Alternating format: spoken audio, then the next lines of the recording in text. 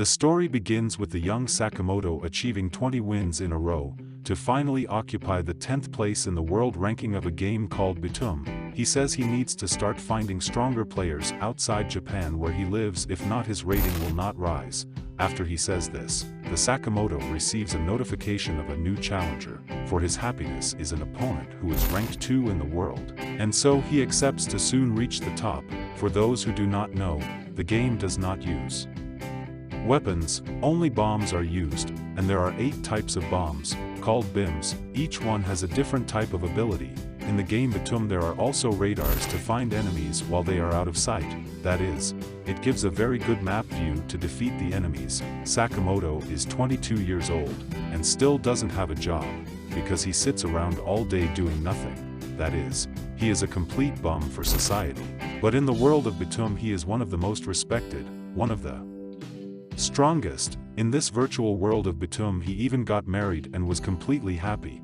But poor Sakamoto, poor man's happiness doesn't last long, and suddenly Sakamoto wakes up in a place totally different from his home. It's an unknown island that he has no idea where he is, and what he's doing there. Remembering the game btooom, he puts his hand on his head and see blood on his hands. He picks up his cell phone and sees that it is out of order, to his disappointment, and to make matters worse, there is something inside of Sakamoto's skin that he can feel, but it doesn't hurt. After that his questions arise, if he was abducted by a UFO or something else. Then looking all around him, he bumps into his backpack.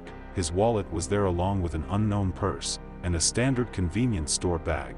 There was a packed lunch and tea, which was perfect for him to drink and hydrate himself in the heat of the island. And so Sakamoto starts running desperately, to see if he can get off this tropical island, and to his misfortune, only the sea ahead of him. Then the anime goes back to a flashback of Sakamoto fighting with a relative of his, who insisted him to start working in a supermarket. He refuses, and then when he leaves a store, he finds himself in front of unknown people. These were his last memories before arriving at the mysterious island.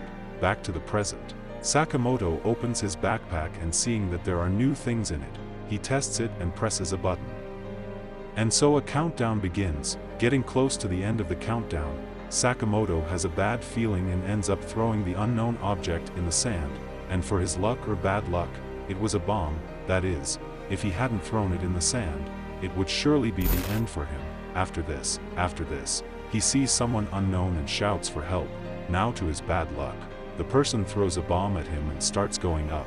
At this moment Sakamoto remembers btooom, and realizes that all of this is a btooom in real life. The strange man curses, but Sakamoto just runs as far as possible, until his enemy finds him and throws another bomb. Fortunately the guy misses and he is alive, so Sakamoto decides to act, and throws his first bomb that falls into the sea and doesn't explode. He wonders why it didn't explode, and then he remembers the button he has to push to make it work, and start counting. Then he tries again with a new bomb, but misses the target and hits the sea. After a while, Sakamoto manages to corner the guy and asks several questions about why he was attacking him, where they were, what is the glass not his hand, what are these bombs, and so the guy starts calling him retarded and asks if he doesn't remember anything, and so the strange and dangerous man ignores Sakamoto, and throws a bomb at him, and then Sakamoto decides to run away again, but his enemy throws another bomb to finish him off. Sakamoto then says he will surrender and asks to be left alone, but the enemy bomb hits him and luckily he survives lying on vegetation. Suddenly Sakamoto can feel the green object inside his hand that begins to glow, so he remembers the game btooom and radar, using it as a beacon. The young man remembers that he is the man, the number 10 in the world, that he knows how to use the bombs with a timer, and that he will do anything to survive. His enemy shouts his name calling him a coward and realizes that he is hiding in the bushes, so Sakamoto screams and runs off the cliff into the water. It seemed like a bad plan, because his enemy cleverly waits for him to come up from the sea to get some air and in the meantime he would attack. But to his surprise, Sakamoto had placed a bomb close to where the guy was and ends up hitting him. The bomb works and Sakamoto survives, taking the enemy's bombs to strengthen his arsenal of bombs. The next day Sakamoto dawns hungry because he threw up everything he ate yesterday and see a beautiful blonde girl with blue eyes cleaning herself and drinking water. until she sees him, and then in episode 2, the anime goes back to a flashback of Himiko with her friend Miho, who was apologizing for not showing up at the game, because her sister showed up, and his friends ended up coming to her house and took all the games. Himiko says that she could have at least sent a message warning about the unforeseen event. But her friend Miho goes on and says that they made her join the games too, and then Himiko jokes with her. After the conversation, a bunch of boys stare at Himiko. Then Miho concludes that her friend Himiko stands out a lot, by her hair, eye color, and of course her breasts. But Himiko hates all this and even says that she could keep this. After that they go to a store, and Himiko tells her that she played btooom yesterday with Sakamoto, the best player in Japan, and tells her how she rose a lot in rank with him. Then after this conversation the two go to dress up as cosplayers and take their first cosplaying pictures. Miho suggests Himiko to send this picture to Sakamoto, but Himiko denies the proposal. Then Himiko starts to tell about her past, saying that she had nothing special, she was just a foreigner in Japan, who went to school, trying to have friends, and play online games, until suddenly something strange happened. The next day she stops on an island and she wonders why that is, and if that was some punishment for her doing something wrong, just like Sakamoto. Himiko finds a bag that has bombs in it, and she realizes that the island is hot, full of insects. In those moments a sunscreen is needed. After finding a shade, the anime goes back to a flashback of Himiko. A friend of hers reads a letter that says, "Is there someone around that you would like to get rid of? In this letter you give your name and win 100,000 yen. Then one of her friends has an idea to put the name of someone whose death wouldn't bother them. She's nice. They all laugh, and Himiko wakes up on the island with several strange guys around her. One man asks her if she wants to go with them. Himiko accepts, and meanwhile another man uses his bomb to catch fish and have food. After catching the fishes, he says that maybe they need to play the game, and then the man who invited Himiko says that actually they should work together, and asks the other guy not to say that as a joke. But the guy provokes him by calling him a hypocrite, and the other guy gets angry, saying that he is a teacher and will do the right thing, a teacher, and that he will do the right thing no matter the situation. The fish guy says that people like that are always the weakest. The teacher says that he fights judo, and asks not to be underestimated. The fish guy jokes, saying that there is no tatami on this island, and that judo will be useless against a bomb like this. The mood gets tense and both are with a bomb. The fish guy asks if the teacher is ready to fight, and suddenly he picks Himiko up and asks her a question. Are you still going to use the bomb, or are you going to keep doing the right thing and let me kill you? I.e., if the teacher killed them both to save his own life, he would be a hypocrite to the fish guy. The desperate Himiko picks up a stun gun, asking the guy to let him go, and he says that everything was just a joke. The fat guy says that everyone is crazy, because everyone is carrying weapons, so it would be better to choose a leader to take care of them. But the problem is, what guarantees the leader won't mess up and kill everyone? Who would this leader be? The fatty suggests the girl, and the teacher accepts too. The guy with the fish too. Himiko wonders if she is the leader because she is weak, or a woman. By chance there is a plane that dropped something. They go there to see what it is, and end up finding food, drink, soap, and even sunscreen. They start to eat because the food will rot fast, and while they eat, the teacher, who had not arrived yet, appears. He asks what they are doing, and says that food is something precious, they should share and eat. Little by little, more incisive, he says that they should be ashamed, until suddenly, the guy with the fish catches him by surprise and stabs him, leaving enough blood. After his death, the green object falls from the professor's hand. After that the anime goes back to Himiko's past. Her friend Miha thanks her for inviting her, because she likes Yoshio senpai a lot. Arriving there, meeting several boys. Mira gets super excited, already thinking she's in her dream. Meanwhile Himiko says she'll pass by her apartment, and asks them to go ahead. After Himiko's flashback, the anime returns to the present moment on the island. The fatty is suggesting Himiko to wake up and asks her to be quiet, to speak softly, because the fish guy is still sleeping. That is, it was their chance to escape. The fatty asks her if she forgot what happened yesterday. If they stay with him, probably they will be next. Himiko remembers what happened yesterday, and fatty says they'll have to take all the food and the bomb while they have time, and so begins the beginning of their escape plan. As they run away, Fatty asks for just a moment. He says he's walked a long way. Himiko asks if he's okay.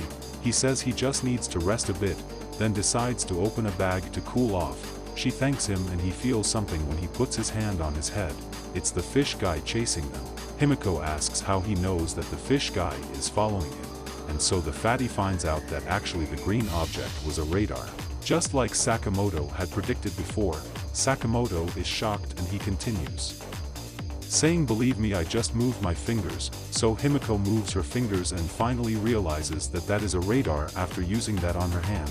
The two of them start running desperately because they know that if the guy can reach them, he will probably kill them. After running a lot, they arrive at an unknown bridge that is quite fragile, by the way. She asks the fat man to go fast with her. But then he says that it's too heavy and the bridge would probably fall with it. He suggests they take another way, but she says there is no other way. While they talk, the fish guy comes in very angry. He even asks the fatty how he noticed that he was following them. The fatty says it was with the radar. The guy questions what you are talking about. Then the fatty realizes that the enemy doesn't know anything about the radar, which is a great advantage for him. But he also realizes that he could follow them without the radar. So the fish guy says that if they don't give him back his stuff, he will take it back, until he threatens them with the knife. With all this situation, Chubby goes and throws the bomb at him. Then the opponent runs away as fast as possible and the bomb doesn't hit him.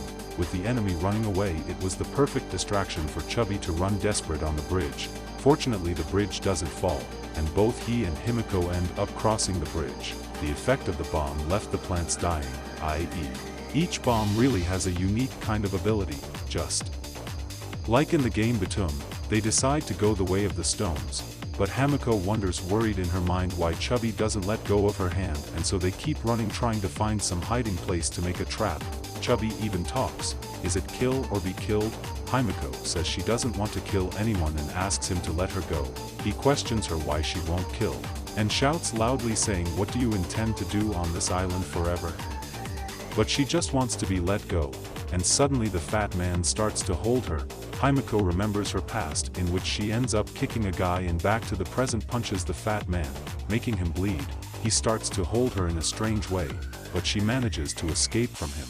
He starts to send her a very strange chat, asking why she doesn't want to be with him, if it's because he's fat or ugly, or because he's sweaty and smelly, but he tells her not to worry because he showered the day before yesterday.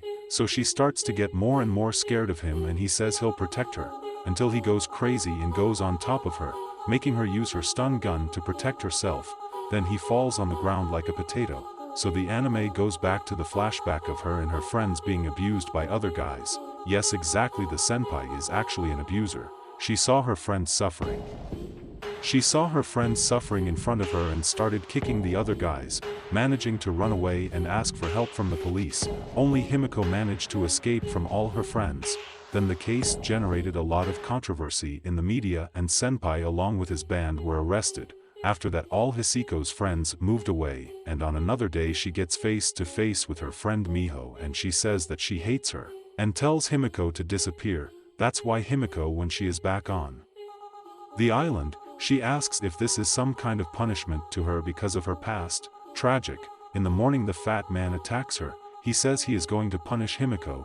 He starts talking about the radar and how it indicates her position, and now he knows where she is located. This is how he found her again. She asks him to get out of her way, and he starts to abuse her. Desperate by all this, she remembers her past, asks someone for help, realizes that no one will come, so desperate she takes the bomb from her purse, planning to take Fatty along. She'd rather die than let this man abuse her. Like a fearful and cowardly fat man, he runs away, and with the count of the bomb, she throws the bomb and hits him, who falls off a cliff and doesn't survive. At the end of it all, she feels happy for having protected herself, and doesn't feel any remorse for killing a guy who tried to abuse her.